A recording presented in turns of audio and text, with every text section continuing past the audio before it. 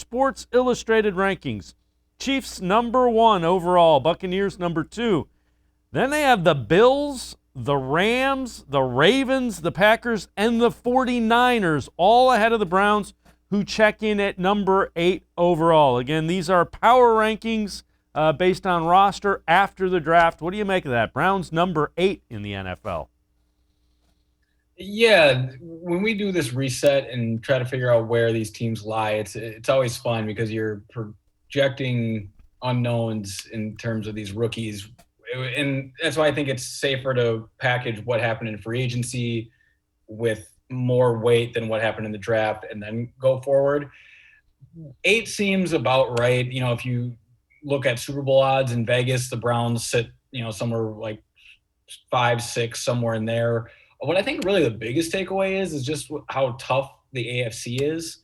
Starting at the top with the Chiefs and the Bills, Ravens. If Denver lands Aaron Rodgers, all of a sudden they're going to shoot up. It's a loaded conference, and the Browns play in one of the hardest divisions in all of football. So rather than just looking at a wholesome look at the league, this is going to be about making the playoffs, getting a good matchup, and staying healthy and having some luck, because it is going to be a war of attrition going through the AFC this year. So you're not surprised necessarily by it being 8th behind, teams like the Rams, the Bills. And you mentioned the Broncos could move up. Packers aren't going to be up there if Aaron Rodgers isn't their quarterback, is the other thing that I would say. Right. I get the whole Rams thing. I don't pay a whole lot of mind to what goes on in the NFC. I understand with them playing the West that might be a little, or some teams in the West, I understand that might be interesting. But again, where I find it's interesting is if we're going to put, Buffalo and Cleveland head to head, well, that's not going to be something we can get to the playoffs. They didn't get them a year ago. They're not going to get them this year in the regular season. So it really just becomes an impossible task. And that one specifically probably comes down to quarterback stuff. And Josh Allen's just coming off a better year than Baker Mayfield.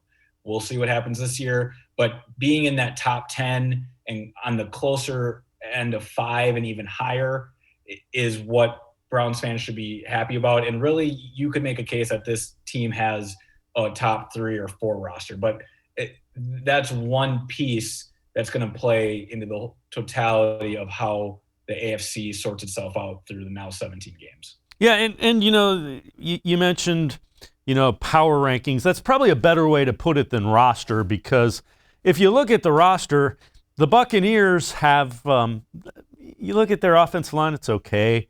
I'm not thrilled with their running backs. Their receivers are okay. Tight end, Gronk's a little old, but boy, that quarterback sure does make everything better with Tom Brady being the quarterback. So I think power rankings is probably a more accurate way than assessing it as quote-unquote roster. Yeah, that's exactly it. And when you try to project these quarterbacks going forward, I don't think a whole lot of that happens when we're doing power rankings. It's more of just what are they now? You can go back and look at August 2020 power rankings or QB tiers, and they had Carson Wentz anywhere between 8 and 13.